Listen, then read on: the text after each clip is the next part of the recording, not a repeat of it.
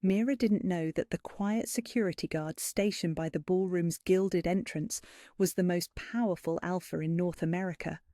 She didn't know that his dark eyes had been following her every movement since she'd stepped out of her sister's BMW 20 minutes ago, tugging nervously at the borrowed emerald dress that hung just wrong on her smaller frame. And she certainly didn't know that the moment their eyes met across the crowded charity gala, her entire world would shift on its axis. All she knew was that she didn't belong here. The Blackstone Foundation's annual fundraiser was exactly the kind of event that made her feel like a fraud. Crystal chandeliers cast warm light over women dripping in diamonds and men whose casual conversations involved millions. Mira smoothed her hands down the silk dress, her sister Emma's cast-off from last season, and tried to remember why she'd agreed to come. "Because Emma insisted," she murmured under her breath, accepting a glass of champagne from a passing waiter. "Because she said I needed to get out more, because hiding in my studio apartment forever isn't actually living." The champagne was probably worth more than she made in a week at the coffee shop. She took a careful sip and nearly choked when someone jostled her elbow. "Oh, God, I'm so sorry." A blonde woman in a stunning red gown looked mortified as champagne splashed across the front of Mira's dress. "I didn't see you there." Heat flooded Mira's cheeks as she stared down at the growing stain. Of course this would happen. The one nice thing she owned, well, borrowed, and now it was ruined. Emma was going to kill her. "It's fine," she managed, forcing a smile. "Really, it's no problem." But it wasn't fine. Nothing about this evening was fine. She was a fraud in a borrowed dress, pretending to belong in a world where charity donations equaled her yearly salary. The stain was just the universe's way of reminding her exactly where she belonged, which was apparently nowhere. "Miss." The voice was low, quiet, but something in its tone made her look up immediately. The security guard from the entrance stood beside her, and up close he was devastating. Dark hair, darker eyes, and a face that belonged on magazine covers rather than checking names at charity events. "Are you all right?" "I'm fine," she said automatically, then winced as she looked down at the stain again. "Well, fine-ish." He studied her for a moment, then quietly shrugged out of his black jacket. Before she could protest, he was draping it around her shoulders, the fabric warm from his body heat and smelling like cedar and something distinctly masculine. "You don't have to—" she started. "I know." His eyes met hers, and something strange happened in her chest. A flutter, a pull, like something deep inside her recognized him, even though she was certain they'd never met. "But I wanted to." The jacket swallowed her, falling to mid-thigh and completely covering the stain. It should have looked ridiculous. She should have looked like a child playing dress-up in her father's clothes. Instead, wrapped in his warmth and scent, she felt safer than she had in months. "Thank you," she whispered. "What's your name?" he asked, and there was something almost desperate in his voice, like her answer mattered more than it should. "Mira Chen." She tucked a strand of dark hair behind her ear, suddenly self-conscious. "And you're—" "Working," he said with a slight smile that transformed his entire face. "But I'm glad you're here." Before she could ask what that meant, someone called his name from across the room. He glanced over, then back to her, and she caught a flash of what looked like regret. "I have to go," he said, "but keep the jacket, please." "I don't even know your name," she called after him. He paused at the edge of the dance floor, turning back to look at her with those impossible dark eyes. Kai. Then he was gone, disappearing into the crowd like he'd never been there at all. Except for the jacket around her shoulders and the strange warmth still humming in her chest, she might have thought she'd imagined the entire encounter. Mira spent the rest of the evening distracted, only half listening to Emma's excited chatter about foundation work and networking opportunities. Her fingers kept finding the soft fabric of the jacket, and she caught herself scanning the crowd for a familiar pair of dark eyes. "You're not listening to me," Emma said finally, following Mira's gaze across the ballroom. "Oh, sorry." Mira forced herself to focus on her sister. "What were you saying?" "I was asking if you were all right. You've been acting strange ever since you got that jacket." Emma's eyes narrowed. "Where did you get that, anyway? It's definitely not yours." "Someone spilled champagne on me. A security guard helped." Mira pulled the jacket tighter around herself, reluctant to take it off even though the evening was warm. "A security guard?" Emma's eyebrows rose. That was nice of him. Nice didn't begin to cover it. There had been something almost protective in the way he'd moved, like shielding her from the world's stares was as natural as breathing. And those eyes, dark and knowing, like he could see straight through to her soul. "Mira." Emma's voice had gone sharp. "That's Kai Blackwood." "What?" Mira looked where her sister was pointing and felt her heart skip. Kai stood near the auction tables, no longer in his security uniform. Instead, he wore a perfectly tailored black tuxedo, and people were gravitating toward him like he was the center of their universe. Because apparently, he was. "Kai Blackwood," Emma repeated, her voice hushed with something like awe. "As in, the Alpha King? As in, the most powerful shapeshifter in North America? As in, the man whose foundation is hosting this entire event?" The champagne glass slipped from Mira's numb fingers, shattering against the marble floor. Alpha King. She'd heard the name, of course. Everyone had. Kai Blackwood was a legend, the kind of man who appeared on magazine covers and news programs, whose business empire spanned continents, and whose pack commanded respect from every supernatural community in the country. And she thought he was security. "Oh, God," she breathed. "Oh, God, I have to give him his jacket back. I have to." "Breathe," Emma said firmly, steadying her. "You're hyperventilating." But Mira couldn't breathe, couldn't think. The most powerful man in their world had given her his jacket, had looked at her like she mattered, and she'd been too stupid to realize who he was. Across the ballroom, Kai's eyes found hers again. This time, she didn't look away, even though her heart was racing and her hands were shaking. He said something to the group around him and started walking in her direction, moving through the crowd with the easy confidence of a man who owned everything he surveyed. "He's coming over here," Emma hissed. "Mira, the Alpha King is coming over here." "I know." Mira's voice came out steadier than she felt. "I know who he is now." But as Kai approached, his expression gentle and almost amused, she realized that who he was didn't change the way her chest tightened when he smiled. Didn't change the strange certainty that she was supposed to be here, supposed to meet him, supposed to feel this impossible pull toward a man who could have anyone he wanted. "Hello again," he said, stopping just close enough that she could smell his cologne.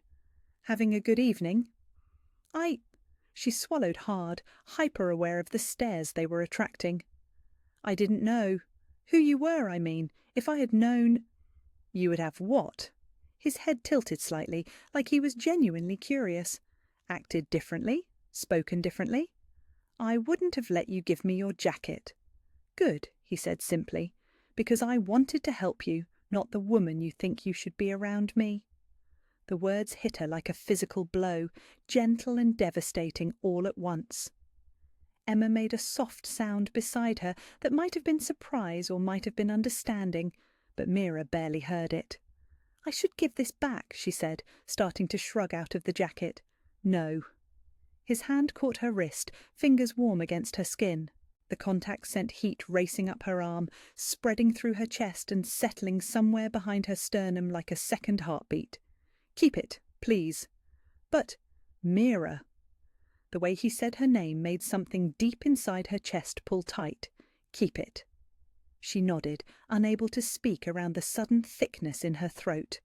Around them the gala continued, music and laughter and the clink of glasses, but it all felt distant, muffled, like the rest of the world had faded to background noise. "Dance with me," he said quietly. It wasn't really a question, but it wasn't quite a command either. It was something in between, an invitation that felt like destiny. "Dangerous," her mind whispered. Everything about this was dangerous, but she placed her hand in his anyway. 3 days passed before Mira saw him again. 3 days of replaying every moment of their dance, every word he'd spoken, every gentle touch of his hand against her back as they'd moved together on the ballroom floor. 3 days of telling herself it had been a dream, a beautiful impossibility that men like Kai Blackwood didn't notice women like her. 3 days of wearing his jacket to bed and breathing in the lingering scent of cedar and something indefinably him. She was wiping down the espresso machine at Grind Coffee, the little shop she managed in the arts district, when the bell above the door chimed. Tuesday morning rush was over, leaving her with the comfortable quiet of mid-morning regulars and the soft jazz she'd put on to fill the silence. "I'll be right with you," she called without looking up, focused on removing the stubborn milk residue that always seemed to accumulate no matter how carefully she cleaned. "Take your time." The voice made her freeze, low, warm, unmistakably familiar. She turned slowly, certain she was imagining things, and felt her heart skip when she saw Kai Blackwood standing just inside the doorway. But this wasn't the Alpha King from the gala, commanding in his perfectly tailored tuxedo. This was something else entirely. Dark jeans, a charcoal sweater that hugged his broad shoulders, and an expression that was almost uncertain, like he wasn't sure of his welcome. "Hi," he said quietly. "Hi." The word came out as barely more than a whisper. What are you doing here?" "Getting coffee." His mouth curved in a slight smile. "I hear you make excellent lattes."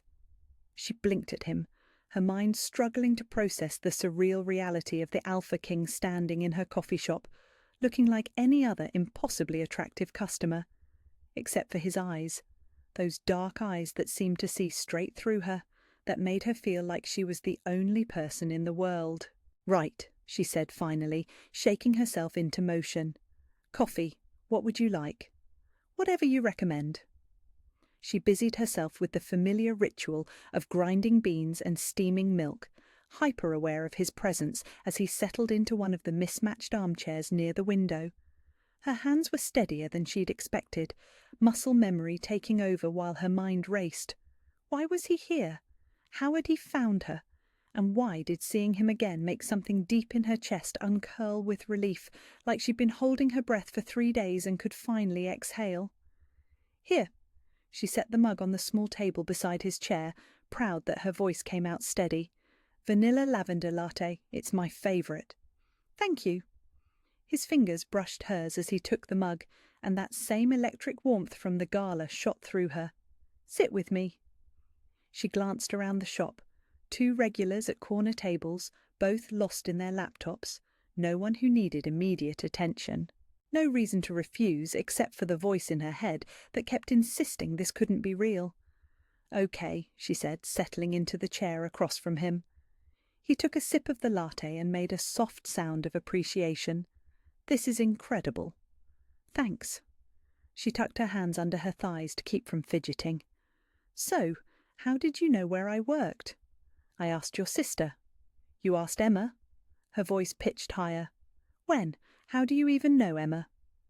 "She works for the foundation, has for about 6 months. Kai set down his mug and leaned forward slightly. "I didn't realize the connection until after we met. When I mentioned wanting to see you again, she was happy to help."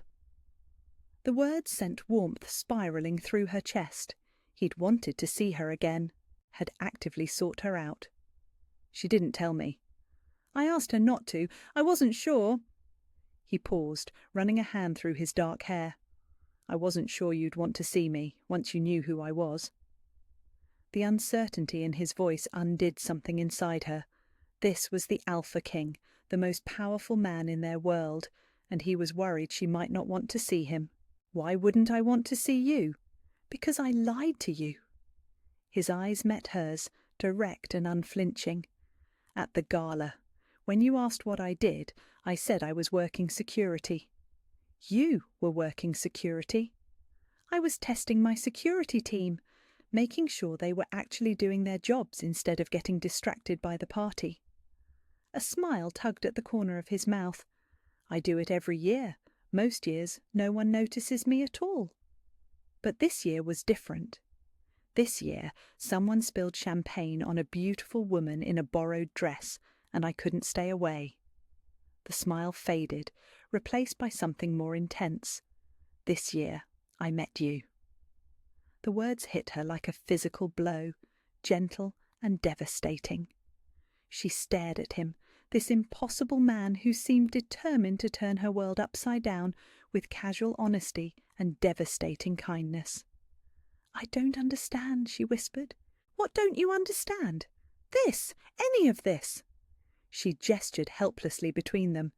"You're you, and I'm—" "You're what?" His voice had gone soft, dangerous in its gentleness. "Nobody important."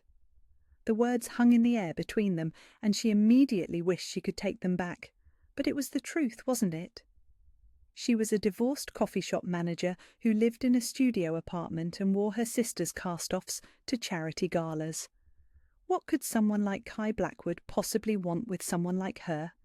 Mira? The way he said her name made her look up, meeting his eyes even though everything in her wanted to hide. "You're wrong." Before she could respond, the bell above the door chimed again. She glanced over automatically, customer service instincts kicking in, and felt her blood turn to ice. Marcus, her ex-husband, stood in the doorway, his familiar bulk filling the frame as his pale eyes swept the shop and landed on her with unmistakable satisfaction. He'd found her. Somehow, after 3 months of blissful silence, he'd found her. "Hello, Mira." Marcus's voice carried across the small space, drawing the attention of the other customers. "Fancy seeing you here." She couldn't move, couldn't breathe, could only sit frozen in her chair as every instinct she'd developed during their marriage screamed at her to run, to hide, to make herself invisible before his attention could focus on her fully. But there was nowhere to run. This was her workplace, her sanctuary, and he'd invaded it like he'd invaded every other space in her life during their 2-year marriage. "Marcus?" Her voice came out steady, which was a miracle. "What do you want? Can't a man visit his ex-wife's little coffee shop?"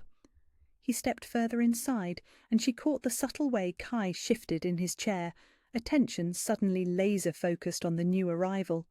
"I was in the neighbourhood, thought I'd stop by and see how you're doing." That was a lie. Marcus was never in the arts district. He thought it was full of pretentious wannabes and trust fund babies playing at being artists. The only reason he'd be here was if he'd specifically sought her out. "I'm fine," she said carefully. "Busy, actually. So if there's nothing specific you need—" "Actually, there is something." Marcus's gaze flicked to Kai, taking in the expensive sweater and the way he was watching their interaction with predatory stillness. "I wanted to talk to you about us." "There is no us." "Come on, Mira. We both know you made a mistake. You were emotional, upset about your dad's diagnosis. You weren't thinking clearly." He took another step closer, and she had to fight the urge to shrink back in her chair. "But I'm willing to forgive you, take you back." The audacity of it hit her like a slap. He was willing to forgive her, as if she was the one who'd spent 2 years systematically destroying her self-worth, as if she was the one who'd made her feel like she was lucky anyone would want her at all. "I don't want to be taken back," she said, proud when her voice didn't shake. "Sure you do."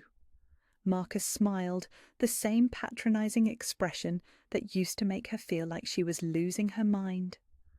"Look at this place, Mira. Look at your life. You're barely scraping by, working a job that's beneath you, living in that tiny apartment. You need someone to take care of you." "She doesn't need anything from you." The voice was quiet, deadly calm, and came from directly beside her chair. Mira looked up to find Kai standing, his posture relaxed, but something dangerous radiating from him like heat. The 2 laptop users had both looked up from their screens, instinctively sensing the shift in the room's energy. Marcus's eyes narrowed as he took in Kai's presence for the first time. Really took him in. The casual confidence, the expensive clothes, the way he stood just slightly between Mira and the door like a shield. "And you are?" Marcus asked, his tone dismissive. "A friend," Kai said simply. "Right." Marcus's laugh was ugly. "Let me guess, another one of Mira's little projects? She has this thing for strays, you know, always trying to fix broken things." Something flickered in Kai's eyes, there and gone so quickly Mira might have imagined it, but the temperature in the room seemed to drop several degrees. "I think you should leave," Kai said, his voice still perfectly calm. "I think you should mind your own business." Marcus took a step forward, chest puffing with the kind of aggressive posturing that had once made Mira flinch. "This is between me and my wife." "Ex-wife," Mira corrected quickly. "We'll see about that," Marcus said, his gaze flicking back to her. "When you get tired of playing house with your charity case here, you know where to find me. I'll be waiting." He turned and walked out, the bell chiming mockingly behind him. Mira sat frozen in her chair, her heart pounding so hard she was sure everyone in the shop could hear it. "Mira," Kai's voice was gentle, concerned. "Are you all right?" She looked up at him, this impossible man who'd stood between her and Marcus without being asked, who'd called her beautiful and important and wrong about herself, who was looking at her now like she was something precious that needed protecting. "I'm sorry," she whispered. "I'm so sorry you had to see that." "You have nothing to apologize for." He knelt beside her chair, bringing himself to her level. "Nothing at all." "He's going to keep coming back," she said, the words spilling out before she could stop them. "That's what he does. He'll make my life hell until I give in, or until I move somewhere he can't find me." "No." Kai's voice was flat, certain. "He won't." Something in his tone made her look at him more closely. There was steel beneath the gentleness, promise beneath the reassurance, and for the first time in 3 months she felt safe. "How can you be sure?" His smile was soft, devastating. "Because now you have someone who won't let him." The coffee shop felt different after Marcus left. Smaller somehow, like his presence had sucked all the air out of the room and it was only slowly filtering back in. Mira sat in her chair, hands trembling as she tried to process what had just happened. Kai moved to lock the front door, flipping the sign to closed even though they had 2 hours left in the business day. The click of the deadbolt echoed through the sudden quiet. "You don't have to do that," she said, finding her voice. "I have customers." "The customers can wait." He returned to her, settling back into his chair with that same careful grace she was beginning to recognize. "Right now, I'm more concerned about you." The gentleness in his voice nearly undid her. She'd spent so long believing she didn't deserve gentleness, didn't deserve someone caring about her well-being over business hours and social expectations. Marcus had trained her to put everyone else's needs first, to apologize for taking up space, to shrink herself down until she was barely there at all. "He used to do that," she said quietly, "show up at my work, make scenes. My boss at the bookstore where I used to work said it was unprofessional, having personal drama in the workplace. She let me go 3 days before Marcus and I separated." Kai's expression darkened. "He cost you your job." "He cost me a lot of things." The words spilled out before she could stop them, 2 years of silence breaking like a dam. Friends who got tired of the drama, family dinners where he'd pick fights with my parents, my confidence, my sense of who I was before him. She'd never said any of this out loud before, not even to Emma, who'd watched the slow erosion of her personality with helpless frustration. But something about Kai's presence made her feel safe enough to speak the truth she'd been carrying alone. "Tell me," he said simply. And so she did. She told him about Marcus's need to control everything, her clothes, her friends, her schedule, how he'd convinced her that her art degree was worthless, that her dreams of opening a gallery were childish fantasies, how he'd isolated her so gradually she hadn't noticed until she realized she had no one to call when things got bad. "He never hit me," she said quickly, like she needed to clarify. "It wasn't that kind of abuse. He was just persistent, relentless. He'd wear me down until it was easier to agree than to fight, until I forgot what I actually wanted versus what he told me I wanted. Kai listened without interrupting, his dark eyes never leaving her face. There was no judgment in his expression, no impatience or discomfort with her messy truth. Just steady attention and something that looked almost like controlled fury. "The divorce papers came through 3 months ago," she continued. "I thought it was over. I thought he'd move on, find someone else to fix. But he came back. He always comes back." The admission felt like a confession. When he gets bored or when his current girlfriend doesn't work out the way he wants, he shows up and acts like I'm some kind of safety net, like I'll always be there waiting for him to decide he wants me again. "And before today, what did you do when he showed up?" The question was gentle, but it hit her like a physical blow, because the truth was shameful, pathetic in a way that made her want to disappear into her chair. "I hid," she whispered. "I changed my shifts, avoided places I knew he might go. I let him make me smaller and smaller until I was barely living at all." Silence settled between them, heavy with the weight of her confession. She waited for him to make excuses to leave, to suddenly remember somewhere else he needed to be. Men like Kai Blackwood didn't want damaged women with messy pasts and pathetic ex-husbands who couldn't take no for an answer. "I'm sorry," she said finally. "I shouldn't have dumped all of that on you. You barely know me, and here I am." "Mira." Her name on his lips stopped her mid-sentence. "Look at me." She raised her eyes reluctantly, expecting to see pity or discomfort or polite distance. Instead, she found something that looked like awe. "You survived," he said quietly. "Everything he put you through, every attempt to break you down and remake you in his image, and you survived. You got out. You built a life for yourself. That's not pathetic. That's extraordinary."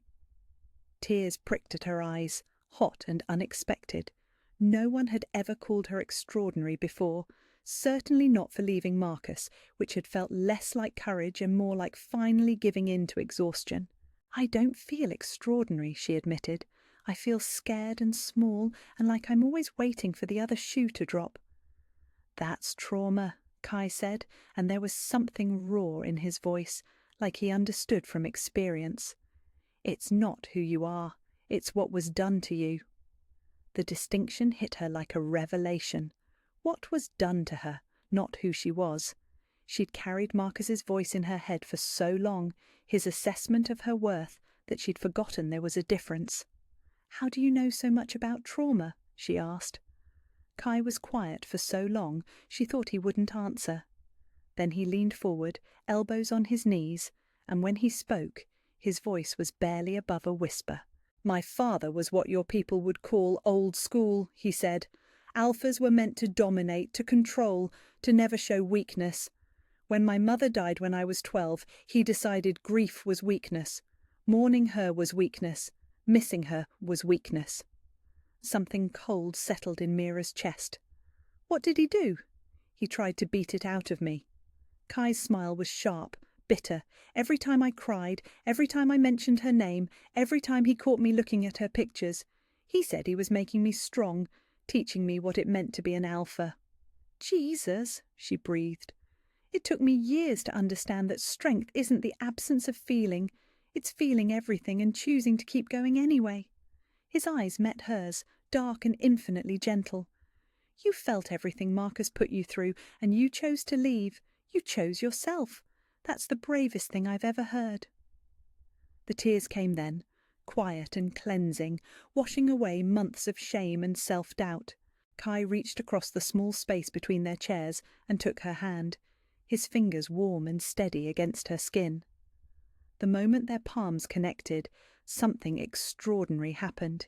Heat shot up her arm, golden and impossible, spreading through her chest like sunlight breaking through clouds.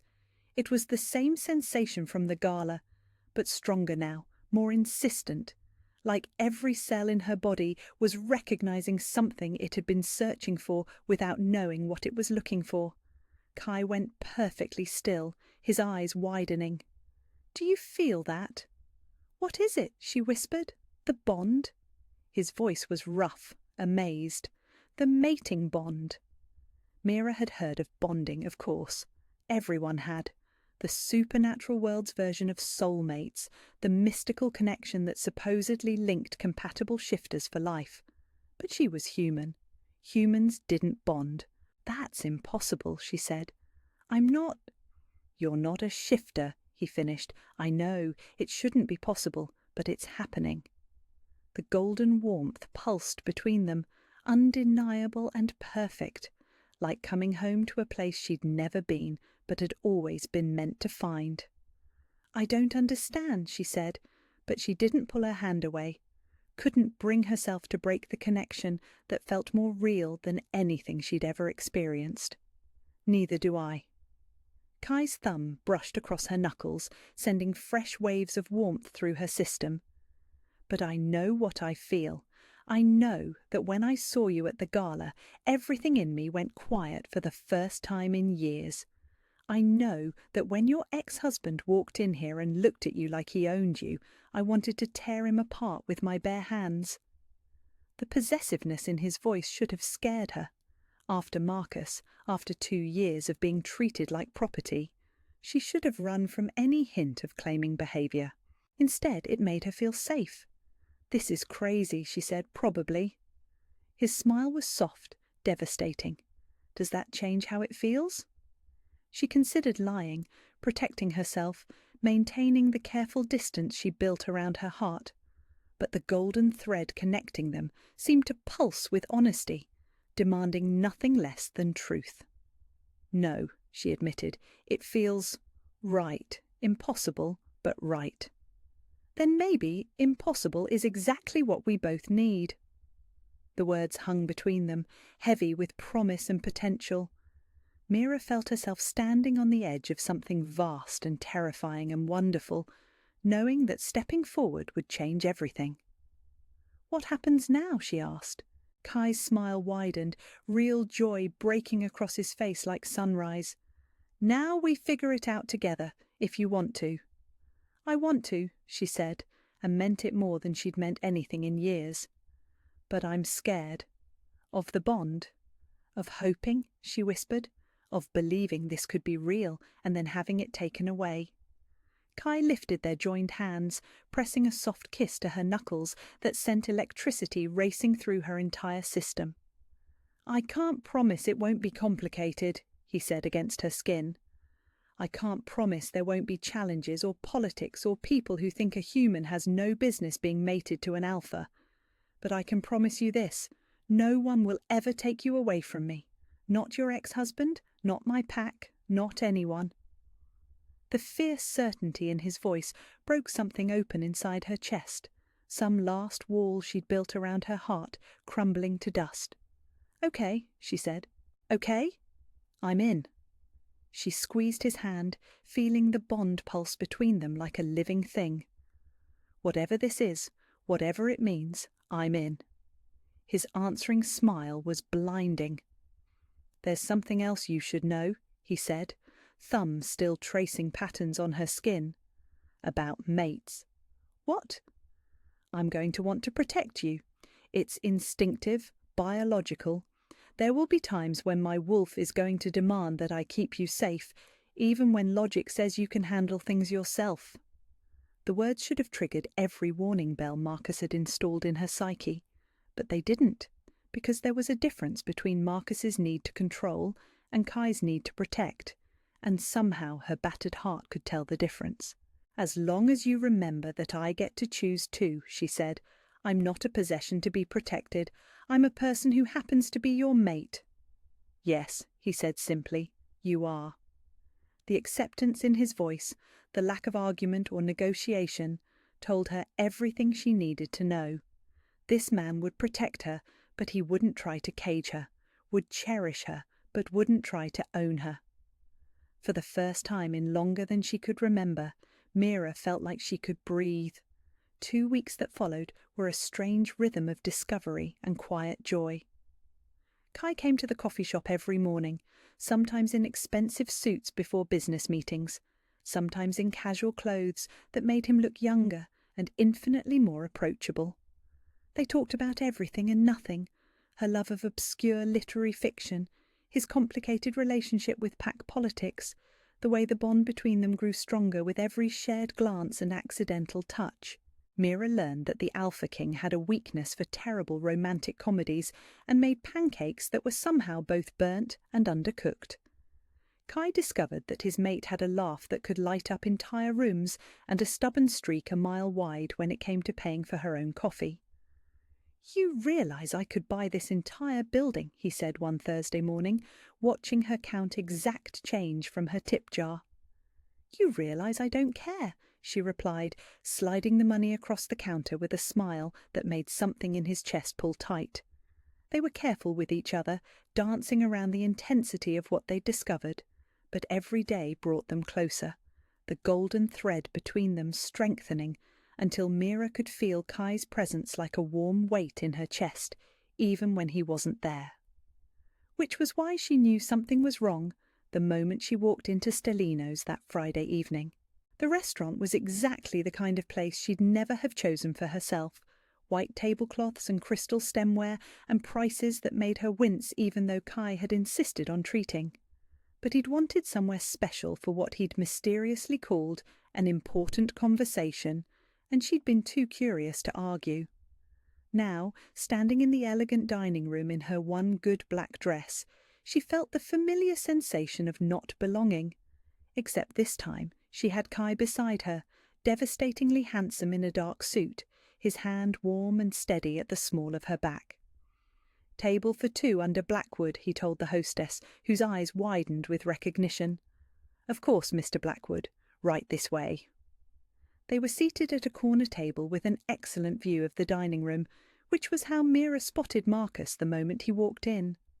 Her blood turned to ice as she watched him scan the restaurant, his pale eyes landing on their table with unmistakable satisfaction. He wasn't alone. 2 men flanked him, friends from his old job, if she remembered correctly. Large men with mean smiles who'd always made her uncomfortable during the brief times she'd met them. They looked like they were here for a confrontation, and Marcus looked like he was savouring every moment of it. "Kai," she said quietly, her hand finding his across the small table. He followed her gaze and went perfectly still. The temperature in their corner of the restaurant seemed to drop several degrees, and she felt the bond between them pulse with something darker than warmth, something predatory. "Do you want to leave?" he asked, his voice calm, but his eyes tracking Marcus's approach with laser focus. "No." The words surprised her.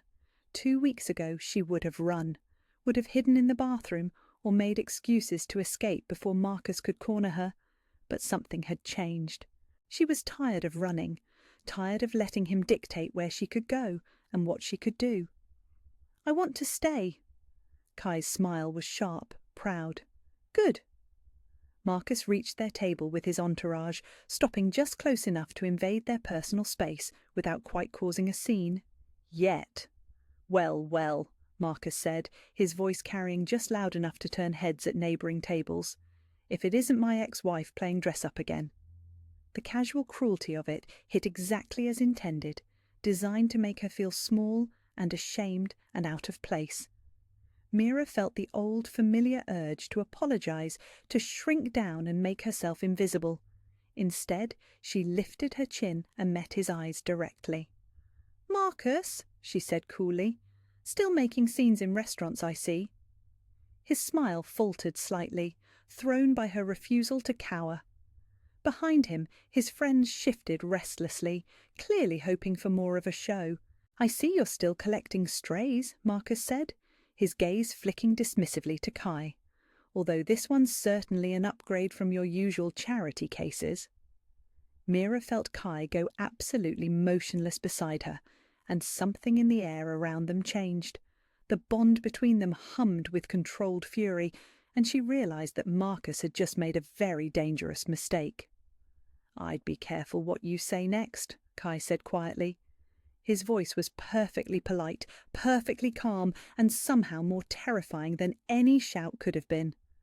Marcus laughed, a harsh sound that made several nearby diners flinch. Oh, I'm sorry. Did I interrupt your little dinner date? Mira didn't tell you she has a history of running back to her exes when things get difficult. The lie landed like a physical blow, exactly as Marcus intended. But before Mira could respond, before she could explain or defend herself, Kai spoke. Actually, he said, still in that same deadly calm tone, she told me all about you, every detail of what you put her through, every cruel word, every attempt to break her down, every time you made her believe she was worthless. Marcus's face flushed red. Now listen here. No, you listen. Kai stood slowly, unfolding from his chair with predatory grace. He wasn't particularly tall, but something about his presence made him seem to tower over Marcus and his friends. You're going to walk away now. You're going to leave this restaurant, leave this city if you're smart, and you're never going to contact her again. And if I don't, Marcus blustered, but Mira could hear the uncertainty creeping into his voice. Whatever he saw in Kai's face, it was clearly not what he'd expected. Then you'll learn why they call me the Alpha King. The words were spoken softly, but they carried across the restaurant's sudden hush. Mira watched understanding dawn on Marcus's face, watched his complexion go from red to white in the space of a heartbeat. You're, he started. Kai Blackwood, Kai confirmed, and Mira is my mate. The declaration sent ripples through the watching crowd. Phones appeared as diners began recording what was clearly about to become supernatural gossip gold. But Mira barely noticed them. All her attention was focused on Marcus, who was staring at her like he was seeing her for the first time. Your mate, he repeated, but she's nobody. She's nothing special. She came crawling back to me once, begged me to take her back after her little rebellion. You're lying. Kai's voice cut through Marcus's words like a blade, final and absolute. Around them, the restaurant had gone completely silent. Every conversation halted as diners sensed they were witnessing something significant. She never came back to you, Kai continued. She never begged. She left you because you were slowly destroying her, and she was brave enough to choose herself instead. You don't know her like I do, Marcus insisted, but his voice cracked on the words. She's broken, damaged goods, whatever spell she's got you under. Enough. The single word carried such authority that Marcus actually took a step backward. His friends were already edging away, clearly recognizing that this had escalated far beyond what they'd signed up for. Kai took a step closer to Marcus, and Mira felt the bond between them pulse with barely contained fury. When he spoke again, his voice carried the full weight of his position, his power, his absolute certainty. Let me make this very clear, he said. Mira is everything you were too blind and too cruel to see. She is brave and kind and strong enough to survive you, which makes her extraordinary. She is my mate, my equal, and under my protection. He paused, letting the words sink in. And you, he continued, lost any right to speak about her the day you chose to hurt her instead of love her. The title line, the moment everything had been building toward, and hearing it spoken with such fierce conviction, such absolute certainty, Mira felt something fundamental shift inside her chest. Marcus opened his mouth to respond, but no words came out. What could he say? That the Alpha King was wrong about his own mate? That the most powerful man in their world had poor judgment? She's mine, Marcus said finally, a last desperate attempt to maintain some semblance of control. Kai's laugh was soft, dangerous. No, Marcus, she was never yours. You had borrowed time with something precious, and you wasted it. The crowd around them was openly staring now, phones recording every word. This would be supernatural news within the hour. The Alpha King publicly claiming a human mate and facing down her abusive ex-husband. But Mira only had eyes for Kai, for the man who had just defended her with such fierce certainty that the entire restaurant had fallen silent to listen. I think this conversation is over, Kai said, settling back into his chair with casual dismissal. Security will escort you out. And indeed, two large men in suits had appeared as if from nowhere, flanking Marcus with professional politeness that somehow managed to be more intimidating than any overt threat. Marcus looked between them, then at Kai, then at Mira.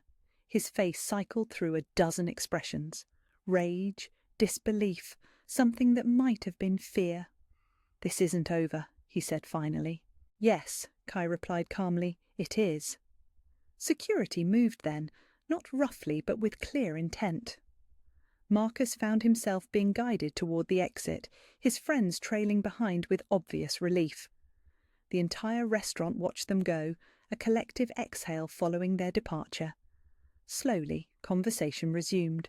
Phones disappeared. The normal rhythm of an expensive dinner service reasserted itself. But at their corner table, Mira sat staring at the man across from her. This impossible, wonderful man who had just publicly claimed her in front of a room full of strangers. "Are you all right?" Kai asked, his voice gentle again now that the threat was gone. "You called me your mate," she said quietly, "in front of everyone." "I did. Your human mate." "My mate," he corrected. "Human is just a detail." Something warm and golden expanded in her chest, bigger and brighter than the bond had ever felt before. Because this wasn't just about supernatural connection anymore, this was about choice. About a man who had looked at her, really looked at her, and decided she was worth defending, worth claiming, worth everything. "What happens now?" she asked. Kai reached across the table, taking her hand in his. The bond pulsed between them, warm and certain and absolutely unbreakable. "Now," he said, "everyone knows you're mine, and I'm yours." The words sent heat spiraling through her, possessive and protective and perfect all at once. "I love you," she said, the words spilling out before she could second-guess them. His answering smile was blinding. "I love you too," he replied, "always." And surrounded by the gentle clatter of an expensive restaurant, with the warmth of the bond singing between them, and the certain knowledge that Marcus would never bother her again, Mira finally understood what it felt like to be completely, perfectly safe. The car ride to Kai's penthouse passed in a haze of golden warmth and disbelief. Mira sat curled against his side in the back seat of the sleek black sedan, his arm around her shoulders and her head resting against his chest. She could hear his heartbeat, steady and strong, anchoring her to the reality of what had just happened. He had claimed her, publicly, in front of a restaurant full of witnesses who were probably already posting videos to social media with captions like "Alpha King claims human mate" and "Supernatural power couple alert." "Are you having second thoughts?" she asked quietly, her voice barely audible over the city traffic outside. "About what?" His fingers traced lazy patterns on her shoulder, sending little sparks of electricity through the bond.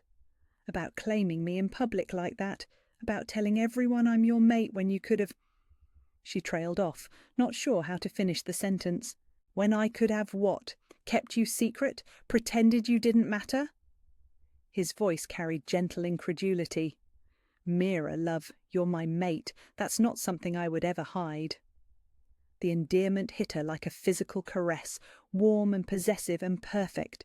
She'd never been anyone's love before.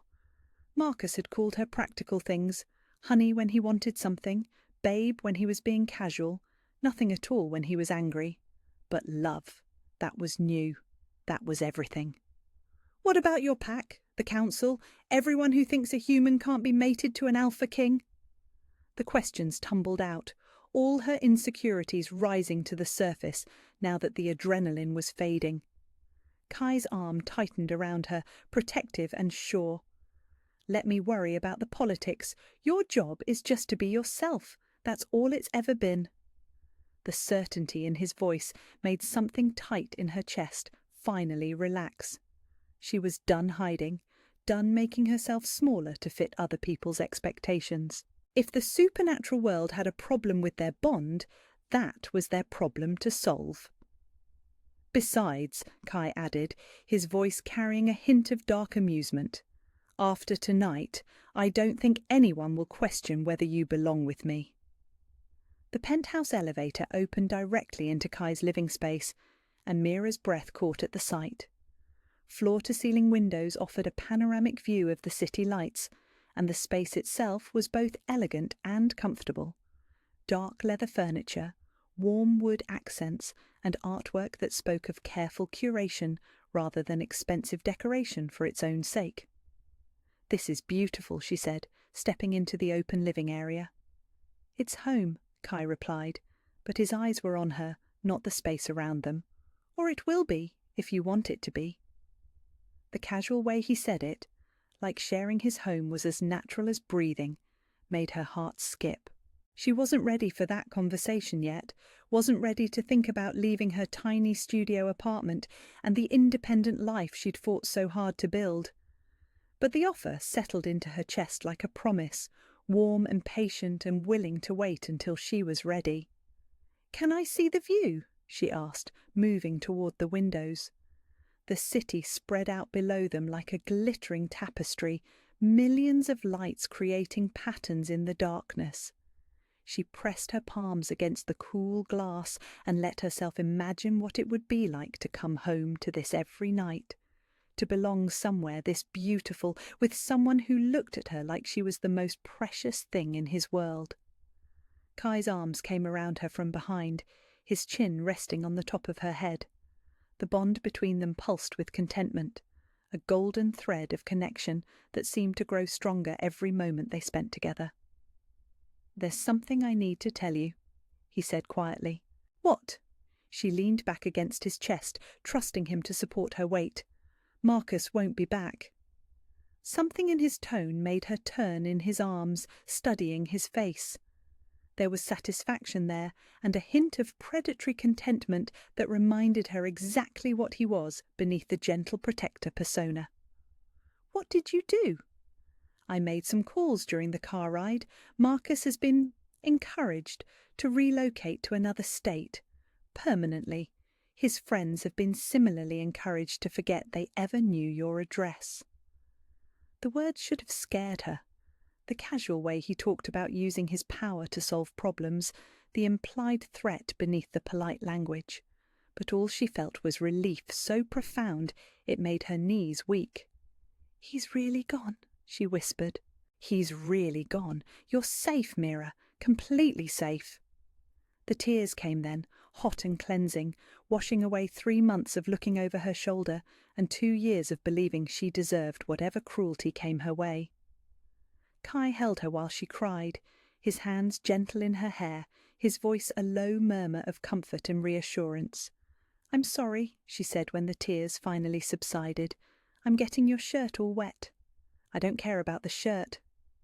His thumbs brushed away the last traces of moisture from her cheeks. "I care about you." She looked up at him, this incredible man who had turned her entire world upside down in the space of 3 weeks, and felt something fundamental shift inside her chest. The last wall around her heart, the final barrier she'd built to protect herself from hoping too much, crumbled into dust. "I love you," she said again, because the words felt too good not to repeat. "I love you so much it scares me." "Good," he said, his smile soft and devastating. "Being scared means it matters."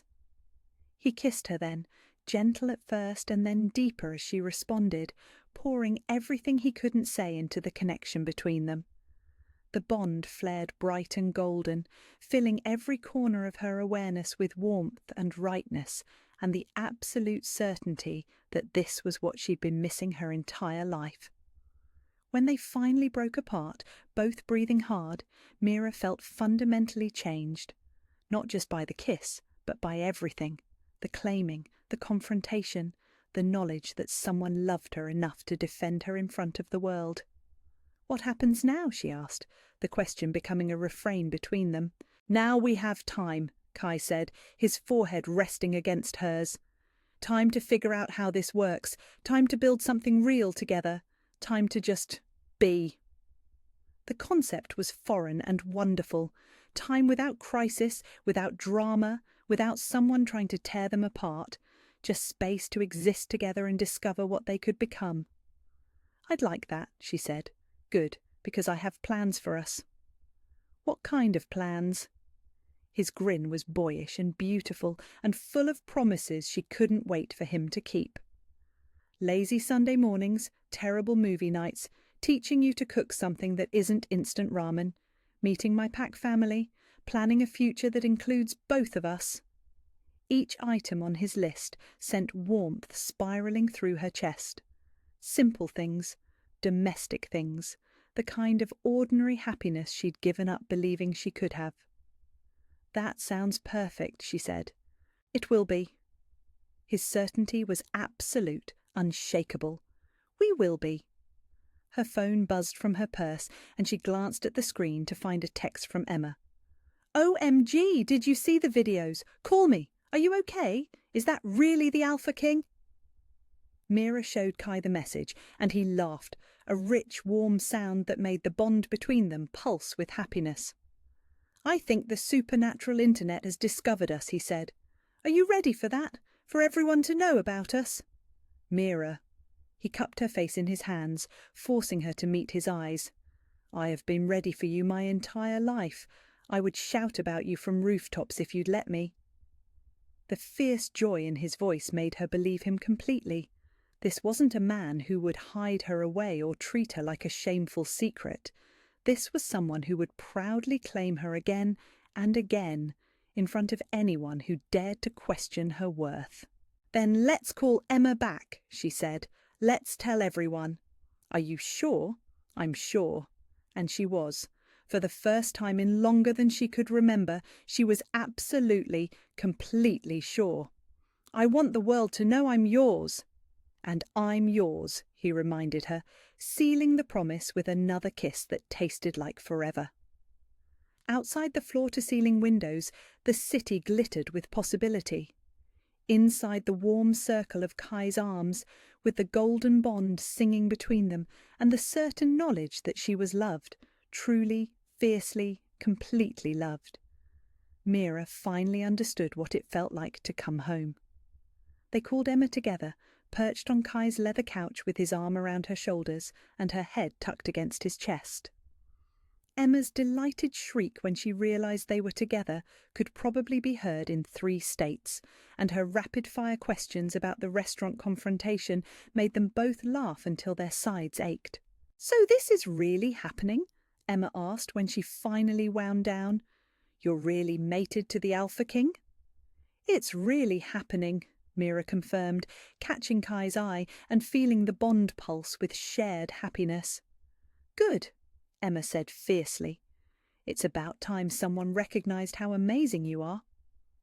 After they hung up, Kai pulled her closer, pressing a soft kiss to the top of her head. "Your sister is right, you know." "About what?" "About you being amazing, about it being time someone recognized that." Mira turned in his arms, studying the face that had become so precious to her in such a short time. "For the record, you're pretty amazing too." "Just pretty amazing?" His eyebrows rose in mock offence. "Devastatingly amazing," she corrected. "Impossibly amazing, so amazing it should probably be illegal." "Better," he said, gathering her closer. "Much better." And as the night settled around them, golden and perfect and full of promise, Mira knew that this was just the beginning of something real and lasting and beautiful beyond anything she'd ever dared to dream. She was safe. She was loved. She was home. Everything else was just details. The months that followed were a whirlwind of healing and discovery, each day bringing new layers to their bond and deeper understanding of what it meant to build a life together. Mira kept her apartment for the first month, needing the security of her own space even as she spent most nights at Kai's penthouse.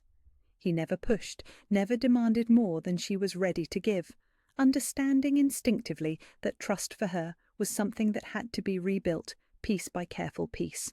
"You don't have to move in with me," he told her one morning as they shared coffee and croissants on his balcony, the city spread out below them in the golden light of dawn. but you should know that having you here feels like coming home for the first time in my life." She'd kissed him then, soft and grateful, marvelling at how he could make her heart flutter with simple honesty. The kiss tasted like coffee and promises and the kind of future she was finally brave enough to want. By the second month, her clothes had migrated to his closet, her books to his shelves, her terrible romantic comedy collection to his streaming queue. The transition was so gradual she barely noticed it happening until Emma pointed it out during one of their weekly coffee dates. "You're glowing," her sister said, studying her face with the kind of scrutiny only siblings could manage. "Actually glowing. It's disgusting how happy you look." "I am happy," Mira admitted, unable to keep the smile from her voice. Ridiculously, impossibly happy. And she was. Happiness had become her default state. Waking up in Kai's arms, working at the coffee shop with the knowledge that he'd stop by mid-morning just to see her smile, spending evenings curled together on his couch while he worked and she read. Simple domestic bliss that felt like the greatest luxury in the world. The pack had accepted her with surprising warmth once they got over the initial shock of their alpha claiming a human mate. Kai's cousin Maya had taken her shopping for pack-appropriate attire, which apparently meant clothes that were both elegant enough for formal pack functions and practical enough for the monthly barbecues that served as pack family gatherings. "The important thing," Maya had explained while holding up a dress that probably cost more than Mira made in a month, "is that you feel comfortable. Kai will murder anyone who makes you feel unwelcome, but it's better if we avoid the homicide charges." The casual way she said it, with genuine affection and protective humour, made Mira realise she wasn't just gaining a mate. She was gaining an entire family, something she never really had, even before Marcus had systematically isolated her from everyone who cared about her. Dr. Sarah Chen, no relation despite the shared surname, was a pack therapist who specialised in trauma recovery. Kai had suggested the sessions gently, after Mira had woken from a nightmare about Marcus finding her and breaking down in shaking sobs that took an hour to subside. "It's not about fixing you," he'd said, holding her until the tremors stopped. "You're not broken, but healing from what he put you through, that's work that takes time and professional guidance." The sessions were hard at first, dredging up memories and patterns of thinking that she'd tried to bury. But Dr. Chen was patient and skilled, helping her untangle the web of self-doubt and learned helplessness that Marcus had spent 2 years weaving. "Trauma tells us lies about ourselves," Dr. Chen explained during one particularly difficult session. "It tells us we're not worthy of love, that we can't trust our own judgment, that we're somehow responsible for how others treat us. Recovery is about learning to recognize those lies and replace them with truth." The truth, as it turned out, was revolutionary. She was worthy of love, fierce, protective, patient love that never demanded she be anything other than herself. Her judgment was sound. She'd chosen to leave Marcus when staying would have destroyed her, and she'd chosen to trust Kai when every instinct screamed that good things didn't happen to people like her. Most importantly, she was not responsible for Marcus's cruelty. That was his burden to carry, not hers. "I'm proud of you," Kai told her one evening after a particularly breakthrough session. They were cooking dinner together, or rather, she was cooking, while he provided moral support and taste-testing duties. "For doing the work, for being brave enough to heal." "Some days I don't feel brave," she admitted, stirring the risotto with perhaps more vigour than necessary. "Some days I feel like I'm falling apart." "Brave isn't the absence of fear," he said, coming up behind her and wrapping his arms around her waist. "It's feeling the fear and choosing to keep going anyway. That's what you do every day." The business proposal had been his idea, but she'd run with it once she realised how perfect it was. A consulting firm that specialised in helping small businesses develop sustainable growth strategies. Exactly the kind of work she'd dreamed about during her marketing degree, but never thought she'd have the confidence to pursue. "You have the skills," Kai had pointed out when she'd expressed doubts about her qualifications. "You turned that coffee shop from barely breaking even to consistently profitable in 6 months. You've got excellent instincts for business strategy and customer psychology. But what if I fail? Then you'll figure out what went wrong and try again. That's what entrepreneurs do. His confidence in her abilities was absolute, unshakable. Besides, I happen to know some people with small businesses who could use good consulting. Consider it your first client base. The firm was small, just her and a part-time assistant, but it was hers, her name on the door, her vision, her success to claim. For someone who'd been told she was worthless and would never amount to anything, it felt like a miracle every time a client thanked her for helping them achieve their goals. The proposal itself happened on a Tuesday morning in October, 6 months after that first night at the charity gala. Nothing fancy or elaborate, just Kai appearing at the coffee shop with a ring box and nervous energy that seemed entirely at odds with his usual confident demeanour. "Marry me," he said without preamble, setting the small velvet box on the counter between them. Mira stared at him, her hand frozen halfway to the espresso machine. "What?" "Marry me," he repeated, and his voice was steady now, certain. "I know it's fast. I know we haven't talked about timelines, but I can't imagine a future that doesn't have you in it. I don't want to imagine it." She opened the ring box with trembling fingers and found a simple platinum band set with a stone that seemed to capture and hold light like trapped starfire. Beautiful and elegant, and somehow exactly what she would have chosen if she'd been brave enough to dream that big. "Okay, you don't have to answer now," he said quickly. "Take time, think about it, talk to Emma or Dr. Chen or whoever you need to talk to, but I needed you to know that this is what I want. You, me, forever." "Yes." The words slipped out before her brain could catch up, but her heart knew, had probably known since that first night when he draped his jacket around her shoulders and looked at her like she mattered. "Yes." His smile was blinding. "Yes, you ridiculous man. Of course, yes." He kissed her then, right there behind the counter with the morning rush crowd as their audience, and the bond between them flared so bright and golden that she was surprised the entire coffee shop didn't light up with supernatural energy. The wedding itself was small, intimate, just Pack family and her sister and parents in the garden behind Kai's penthouse building. Nothing elaborate or political, just two people promising to love and protect and choose each other every day for the rest of their lives.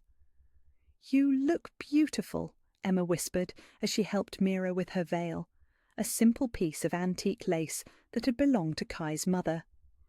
"I feel beautiful," Mira replied, and meant it completely. Not just because of the dress or the setting or the occasion, but because of the way Kai looked at her when she walked down the makeshift aisle, like she was the answer to every prayer he'd never been brave enough to voice.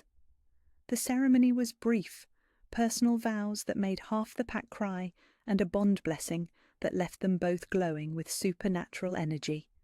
When the officiant pronounced them mated for life, the kiss that followed felt like coming home and setting out on adventure all at the same time. "How does it feel to be Luna?" Maya asked during the reception, using the formal title for a pack alpha's mate. "Like being exactly who I was always supposed to be," Mira answered truthfully. And it did. All of it. The love, the family, the business, the sense of belonging somewhere, felt like pieces of a puzzle finally clicking into place. Later that night, as they swayed together on the dance floor strung with fairy lights, Kai leaned down to whisper in her ear. "Any regrets?" "Only one," she said, pulling back to meet his eyes. His expression flickered with concern. "What?" "That it took us so long to find each other." His answering laugh was rich and warm, full of joy and promise and absolute certainty about their future together. "We found each other exactly when we were supposed to," he said. "Everything before this was just preparation." As they danced under the stars, surrounded by family and wrapped in the golden warmth of their bond, Mira knew he was right. Every hurt, every struggle, every moment of doubt had led her here, to this man, this life, this perfect sense of finally being home. She was Mira Blackwood now, Luna of the North American pack, successful business owner, beloved sister and daughter and friend. But most importantly, she was someone who had learned to recognize her own worth, someone who had chosen love over fear and trust over safety, someone who would never again let anyone convince her she was anything less than extraordinary. The future stretched out ahead of them, full of possibilities and adventures and quiet domestic moments that would somehow be the most precious of all. There would be challenges, she knew. There always were. But they would face them together, with the bond between them as strong and steady as a heartbeat. Perfect. Everything was absolutely perfect. Where are you listening from? I'd love to meet you in the comments and hear your thoughts about Mira and Kai's story. If you enjoyed this tale of healing, love, and finding your true worth, please subscribe. It's free and helps more people discover these stories of hope and happily ever after. Thank you for joining me on this journey, and I'll see you in the next one.